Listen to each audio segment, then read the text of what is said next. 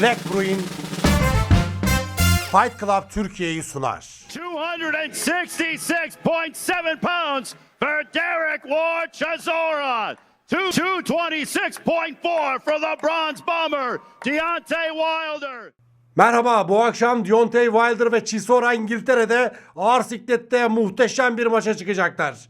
Gerçekten çok uzun zamandır beklediğim bir karşılaşmaydı bu ve bu akşam neler olacak?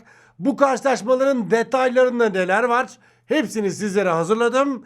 İşte detaylar, maç ne zaman, nerede, hangi kanalda, hepsini tek tek anlatıyorum.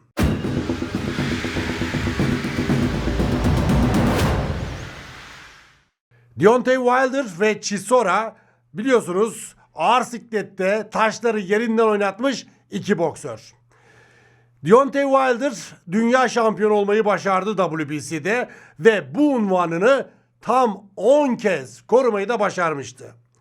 Chisora'ya baktığımızda dünya şampiyonu olamadı ama birçok unvan maçına çıktı.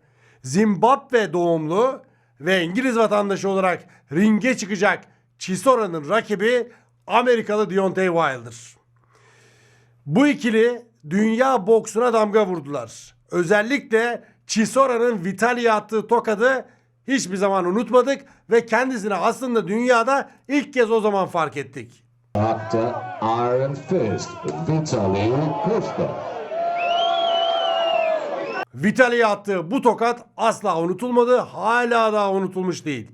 Deontay Wilder'ın da dünya boksura, dünya şampiyonu olmasıyla birlikte kattığı çok şey var.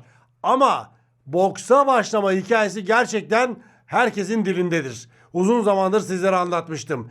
Kızının hastalığı dolayısıyla boksa başlaması ve para kazanmak zorunda olmasından dolayı boksa başlayıp olimpiyatlarda üçüncülük ve profesyonel dünyada da dünya şampiyonluğunu yakalamış bir Deontay Wilder. İkisinin de 49'ar maçı var. İkisi de 50. maçını gerçekleştirecek profesyonel boksta. Çok enteresan bir hikaye. İkisi de 40 yaşını aştılar. Deontay Wilder 41 yaşına girmek üzere, Chisora da 43. Sevgili arkadaşlar, arada 2 yaş fark var. İkilinin daha önce yapmış olduğu karşılaşmalar bu maçın açıkçası kesinlikle ve kesinlikle teminat. Deontay Wilder dün tartıya çıktı. Rakibi Chisora ile birlikte. Çok enteresandı. Ben ilk kez Deontay Wilder'ın bilmiyorum, hatırlamıyorum, kıyafetini çıkarmadan tartıya çıktığını pek görmemiştim. Bu kez tartıya tight, üstü de slim bir kıyafetle çıktı. 226.4 for the Bronze Bomber, Deontay Wilder. Ve 102.7 kilo tartıldı. Diğer taraftan baktığımızda Chisora hayatındaki en yüksek kiloyla tartıdan indi. 121 kilo. 266.7 pounds for Derek Ward Chisora. Tyson Fury maçında 118'di. Oradan sonra kilo düştü. En son maçında 117 idi, Otto Wallin maçında ve 121 kiloluk tartıyla gördük kendisini. Acaba hazırlanmadı da böyle köfte mi geldi? Yoksa bir bildiği mi var? Bunu hep birlikte analiz masasına yatıracağız. Bu akşam kim kazanır? Bunu da açıkça, net bir şekilde dile getirmeye çalışacağım sevgili arkadaşlar. Bu benim fikrim olacak. Kazanır, kaybeder, kim kazanır, kim kaybeder onunla ilgilenmiyorum. Ama maçın neler yaşatabileceğini sizlere burada aktarmaya çalışacağım. Tartıdaki en ilginç olaysa Chisora'nın Tyson Fury maskesiyle Deontay Wilder'ın karşısına çıkmasıydı. Deontay Wilder İngiltere'de ikinci kez ringe çıkacak. İlkinde 2013 yılında Oatley Harrison'ı knockout etmişti ilk roundda. Sheffield şehrindeydi o maç. Has the right hand, that's the big shot, and he goes looking for Harrison straight away. The first punch he's landed has put... Deontay Wilder Meksika'da 3 kez, Porto Rico'da 1 kez, İngiltere'de 1 kez ve Suudi Arabistan'da 2 kez maça çıkmıştı. Ve Deontay Wilder Amerika dışındaki 8. maçını bu akşam Londra'da yapacak. Deontay Wilder WBC'de Bermane Steve Warney'i yendikten sonra dünya şampiyonu olmuştu ve unvanını tam 10 kez korumayı başarmıştı. Ve şimdi 50. maçına çıkmaya hazırlanıyor bu akşam Deontay Wilder. Deontay Wilder unvanını bir İngiliz'e, Tyson Fury'ye kaybetmişti. İkinci Fury maçında kemer gitmişti. And win the first couple rounds. Right hand down goes Wilder. It's O günden sonra Fury ile rövanş dahil olmak üzere bu kemeri almak için çok çalıştı ama bir türlü muvaffak olamadı. Bir daha da şampiyonluk kemerine Deontay Wilder ulaşamadı. Tyson Fury de o şampiyonluğu kime kaptırmıştı? Alexander Usyk'e. Aslında Deontay Wilder, Robert Helenius'la yapmış olduğu mücadelede muhteşem bir geri dönüş yapmıştı. Rakibini öyle bir knockout etmişti ki vay be Deontay Wilder geri döndü demiştik. right hand and down he goes. There it is. Deontay Wilder is back. Deontay Wilder böylesine muhteşem bir knockout gerçekleştirince ve rakip de korkunç bir knockout'a maruz kalınca çok duygusal anlar yaşamıştı. But he'll never be nobody's father, man. This man will never have a natural childhood ability. Deontay Wilder, Helenius'u knockout ettikten sonra önce Parker'a puanla kaybetti. From New Zealand, he is big. Parker'dan sonra da kendisinden 2 yaş daha büyük olan Zhilei Zhang'e çok ağır bir şekilde knockout oldu.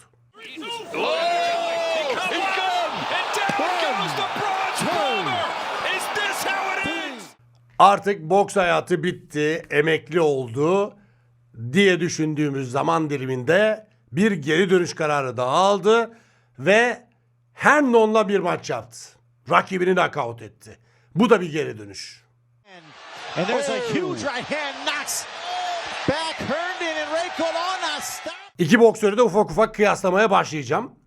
Deontay Wilder 10 ay önce bir maç yapmıştı. Herndon'la az önce izlediniz. Ama Derek Chisora'ya baktığımızda ise 14 aydır ilk kez ringe çıkıyor. So accurate, so determined. Wallin touches down again. He'll probably get. Daha önce de bahsettim, her ikisinin de 50. maçı. 1.98 boyunda Deontay Wilder, 1.87 boyunda Chisora. Chisora genel itibariyle 115'lerde 110, 115, 117 böyle çıkar maçlara. Bu kez 121 kilo. Bunu gördük. Deontay Wilder hep böyle 100 kilonun altında çok fazla maça çıkıyordu. 96 kilolar falanlar filanlar hep böyle çıkardı maçlara. Ama Tyson Fury maçlarında bunları bozmuştu. 104 kilo, 108 kilo son 2 maçına böyle çıkmıştı Tyson Fury ile. Ve 102 kiloluk Herndon karşılaşması ise en son yaptığı maçta vardı. Ve şimdi baktığımız zaman yine 102.7 kilo tartım verdi. Son maçıyla aynı. Deontay Wilder 44 galibiyetinin 43 tanesini knockout'la gerçekleştirdi arkadaşlar. Çok knockoutçu bir isim. Knockout edemediği tek bir isim var. O da Bermane Steve Warney. Bermane Steve Warney'i de rövanşta knockout etmişti. İlk roundda hem de. 2015'te dünya şampiyonu olduğu o Bermane Steve Warney mücadelesi puanla bitmişti. Onun dışındaki bütün maçları knockout. Wilder with another big shot at the end. Did McCarthy stop it or did the round go? Her ikisinin de en ortak yanı ne? Tabii ki Tyson Fury ile 3'er kez maç yapmaları. İkisi de Tyson Fury'ye 2'şer defa knockout oldular. Deontay Wilder birinde berabere kaldı. Chisora birinde puanla kaybetti. İkisi de Polonyalı Artur Szpilka'yı çok ağır bir şekilde knockout etti. Deontay Wilder 8. roundda knockoutladı. Amerikalı 35 maç 35 galibiyet. 34 knockout. 36. maçı ve bu da mı knockout? Ve bitiyor knockout. İnanılmaz bir knockout geliyor. Derek Chisora ise Szpilka'yı 2. roundda çok fena bayılttı. Tıpkı Deontay Wilder gibi ama daha erken.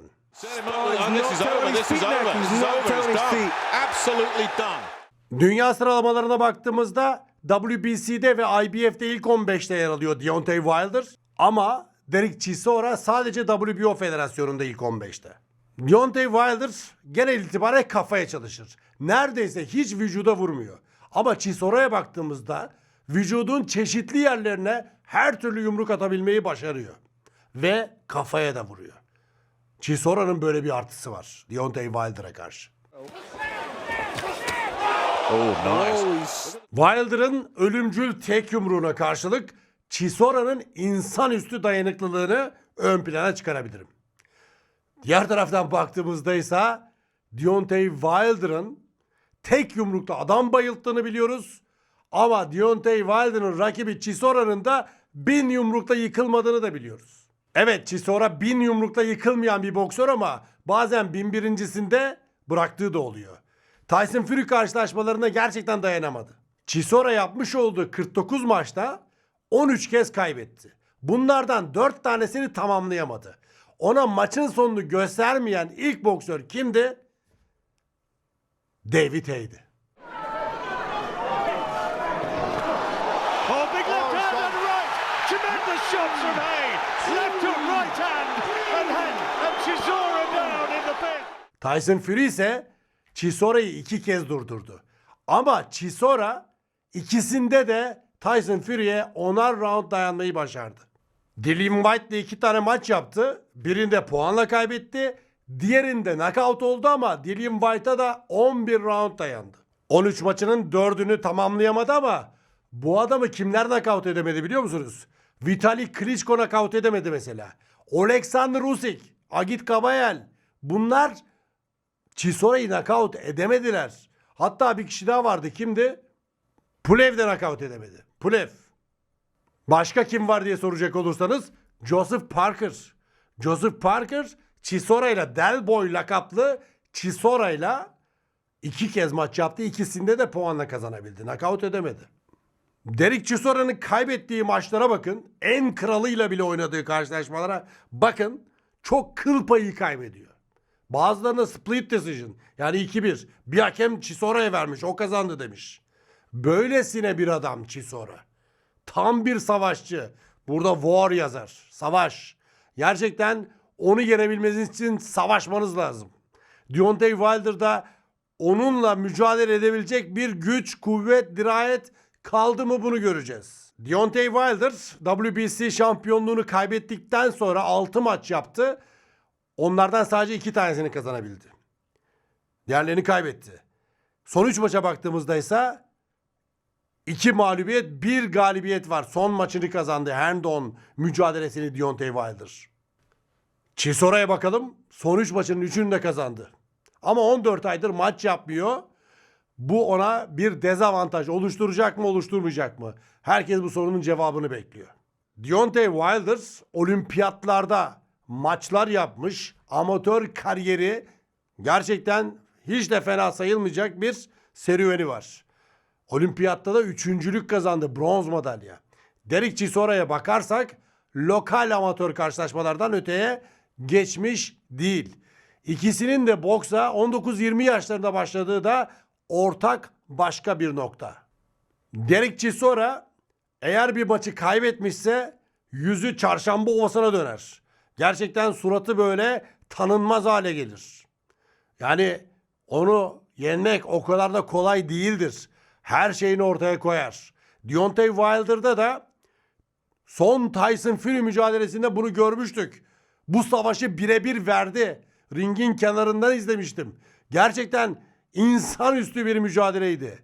Belki kameralar çekti, belki çekmedi bilmiyorum ama tek başına soyunma odasına tünelden gidiyordu. Yemin ederim yanında hiç kimse yoktu neredeyse. Koştum arkasından, Deontay Wilder'a seslenmeye çalıştım. Sakın üzülme. Sen savaştın diye bağırdım ama duydu duymadı bilmiyorum. Öyle bir an yaşamıştım. Gerçekten çok acayip bir olaydı bu. Deontay Wilder'ın. Bir de Joseph Parker'a kaybettiği, puanla kaybettiği mücadelede de savaşçı ruhunu görmüştük Deontay Wilder'ın.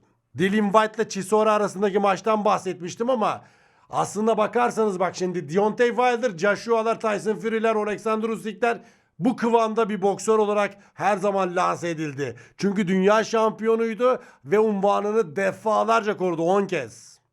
Ama Dillian Whyte ayarındaki bir Chisora hep öyle devam etti. Chisora'lar, Joy Joyce'lar, bunları hep bir kefede gördük. Hiç onların üstüne çıkamadılar. Ve sevgili arkadaşlar şu an itibariyle baktığımızda Derek Chisora boksu bıraksa Dillian Whyte'tan çok daha fazla anlatılacak. Dillian Whyte bu seviyede bitiremedi maalesef. O çöktü gitti. Ama Chisora hiçbir zaman çökmedi. Deontay Wilder karşılaşmasında da bu akşam ben böyle diz çökeceğine inanmıyorum. Peki kim kazanır? Bu sorunun cevabını vermek gerçekten çok zor. Ama benim favorim Chisora. Ben bu mücadeleyi Chisora'nın kazanabileceğini düşünüyorum. İlk 3-4 round, 5 rounda kadar Deontay Wilder'ın tek yumrukla yakalama, avlama yeteneği var. Ama Derek Chisora'yı ilk 5 roundda, yani o sırada biriyle telefonda konuşuyor olması lazım Chisora'nın. Hani haberi yokken bir yumruk yemesi lazım. O kadar erken knockout olabilmesi için. Gerçekten Deontay Wilder bunu yapabilir mi? Yaparsa, bakın net söylüyorum, tekrar dünya şampiyonluk maçına çıkabilmeye hak kazanacak bir iş gerçekleştirir. Ama ben Chisora'nın açıkça ve net bir şekilde söylüyorum, son 3 maçındaki kazancını 4'e çıkartıp unvan maçına çıkma arzusunun olabileceğini düşünüyorum. Çünkü bu adam 42-43 yaşlarına gelmiş olsa da hala bir unvan maçını hak eden bir yapıda. Deontay Wilder bu mücadeleyi 5. 6. 7. 8. 10. roundlara falan taşımaya kalkarsa Chisora'nın hışmına uğrar. Yani birkaç round içinde çok ağır, net yumruklar vurur. Chisora'yı afallatır. Bokstur bu. Her şey olabilir. Böyle bir şey gerçekleşirse olur. Ya gerçekten Deontay Wilder'a olan sevgim çok yüksek. Herkes bilir bunu. Mükemmel bir insan. Gördüğüm en mütevazı boksörlerden bir tanesi. Kazansın diye de çok isterim. Ama benim yaptığım analiz, yani Deontay Wilder kazanamıyor. Bakın maçı kazanır. Ertesi gün ben zor durumda kalabilirim. Kalayım. Ne olacak ki? Ben fikrimi söylüyorum. Böyle bir analiz yapıyorum. Düşünüyorum, taşınıyorum. İçinden çıkamıyorum. Deontay Wilder'a bu maçı veremiyorum. Hak eden kazansın diyoruz. Hangi kanal yayınlayacak? Türkiye'de açık bir televizyondan bu maç yayınlanmayacak. DAZN televizyonu bütün dünyada yayınlıyor. İngiltere'de 30 sterlin, Amerika Birleşik Devletleri'nde 50 dolar diye biliyorum. Türkiye'de ise sevgili arkadaşlar, yani bu iki ülkenin dışındaysa 19 dolardan bu mücadelenin satışı olduğu ile ilgili bilgiler aldım. Yani abone tek maç olarak satın alıp izleyebiliyorsunuz. Fight Club Türkiye YouTube kanalından biz Birol Topuz'la birlikte bu geceyi sizlere canlı anlatımda aktarmaya çalışacağız. Bütün detaylarını vererek canlı yayınlayacağız bu akşam. Ekranlarınızın başında Fight Club Türkiye'de olur internette. YouTube kanalımızda. Çok keyif alacaksınız. Dedim ya, Nisan ayından itibaren bambaşka bir seviyeye çıkıyoruz işi. Biz yeni stüdyolar yaptık. Fight Club Türkiye için yani çok büyük masraflara girerek acayip stüdyolar hazırladım. Hiç sorun değil. Zaten bu işi para kazanmak için yapmadığımızı herkes bilir. Tamamen size hizmet ve benim çok büyük bir hobim. Yani kazandığımızı stüdyolara yatırmaya devam. Bu da maç öncesi yapmış olduğum bir atmosfer. Maç sonlarını farklı bir atmosferde, böyle değişik kanallarda izlemeye devam edeceksiniz sevgili arkadaşlar. Ha, bu arada tribün biletleri 40 sterlinle 2000 sterlin arasında fiyatlarla değişiyor. Yani maçın hala biletlerinin satıldığı ile ilgili bilgi geldi. Sold out oldu mu olmadı mı yayına girdiğinde bilmiyorum. Ama bilet fiyatları böyle arkadaşlar. Haftaya da Tyson Fury'nin maçı var. Tyson Fury Mahmudov maçı var. Daha sonraki hafta Gökhan'ın UFC'deki maçı var. Sonra Mike Tyson'ın Floyd Mayweather'la maçı var. Nisan ayı acayip. Alexander Usyk'in Mayıs'ta, Daniel Dubois'ın Mayıs'ta. Anlatamam size. Çok güzel yayınlar olacak. Fight Club Türkiye'ye abone olmayı unutmayın. Bildirimleri mutlaka açın ki böyle videolar karşınıza gelsin. Anında bildirimlerle size bilgi gelsin. Yorumlar yapın. Eksik vermiş olduğum bilgiler varsa, hatalı bilgiler varsa lütfen düzeltin. Arkamda da görüyorsunuzdur. Tartıyla ilgili görüntüler oluyor. Basın toplantısında Deontay Wilder en zoru maç saatini beklemek. Hazırlandıktan sonra maç saatini beklemek dedi. Çok odaklandığını, konsantrasyon noktasının çok yüksek olduğunu öğrendik. Diğer taraftan baktığımızda ise Chisora basın toplantısında ne dedi biliyor musunuz? Ya boks çok kolay bir şey ya. Gardını alıyorsun, rakibe vuruyorsun. Yani gerçekten çok enteresan bir açıklama yaptı. Buradan o bilgiyi de sizlere aktarmış olayım. Ben Bilgehan Demir. Sizi çok sevdiğimi iletmek istiyorum. Lütfen sağlığınıza dikkat edin. Kendinize iyi bakın. Akşam yayında, canlı yayında görüşmek üzere. Black Bruin Fight Club Türkiye'yi sundu.